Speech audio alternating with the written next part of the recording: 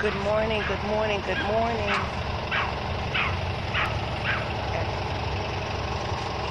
Long time no hear. I'm still around, guys. I'm still around. I just been really busy, really busy. I'm telling you, you have to watch what you pray for and watch what you wish for because those of you who have followed my journey from the beginning will know that I do home care, and for years I had the same client for several years, and sadly she passed away, and I was unemployed for a while. I was still keeping myself busy, and wanted to get back to work, and I was basically living in the gym, but still seeking out employment, and that employment came. But when it came, I wasn't really prepared, because when it came, I was like, I had a plan A, plan B, plan C. It's like everything came. I mean, I got hired here, hired there, hired there, and I, had so much energy. I was able to kind of do it all, and for months I was able to do it all, but then it kind of caught up to me, and what ended up um,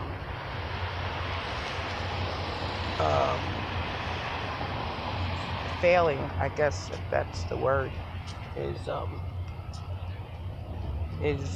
my time, my real quality time with me going to the gym. I wasn't able to do that anymore because I was working 12-hour days. So that 2 hours that I would go to the gym, I didn't have that anymore, and I kind of took it for granted that, no, it's not that big a deal. I'll still get my exercise in. No, that gym time is really important, because that's an isolated time. I mean, for whatever reason, if you can't afford it, I totally understand, because you could find some gyms that are really affordable, but for whatever reason, if you can't afford it, I understand that. But for me, that time was my personal time. It wasn't about the kids. It wasn't about anybody else. It was about just me, focusing on me, focusing on my thoughts, my, a better me.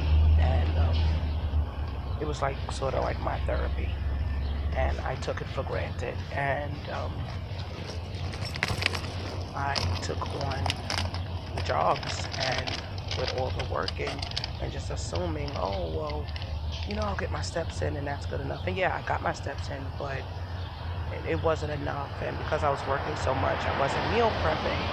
And I say all this to say is that the weight started kind of creeping up. So the scale, this was months ago, I guess I got down to, um, scale was kind of stuck at 247 for months. 247 months and months and months. I kept seeing that number. And then it started creeping up. And then it got to uh, 255. And then it was like, wow. I was kind of getting having some anxiety. Like, what's going on here? Like, it's crazy, because before surgery, I think even before surgery, I could put on 10 or 15 pounds and not have anxiety. But after you go through this and have weight loss surgery, even to wake up and see the scale go up 2 pounds, it's a power trip. It does something to you, and you cannot explain it to anyone. My immediate family, I could explain. My girls, I could explain. oh guys, I'm putting on weight. And they would say, Mommy, it's okay, just do this or do that or meal prep. And, they were really supportive. I can explain it to my best friend because she has her own struggles. I could explain it to my brother and he would tell me, it'll be okay, do what you need to do. But I couldn't explain it to anybody else because when you go through such a drastic form, I guess, of weight loss, and then how can you say to someone, oh, by the way, I'm putting some weight on? People look at you like you're crazy. Like, really?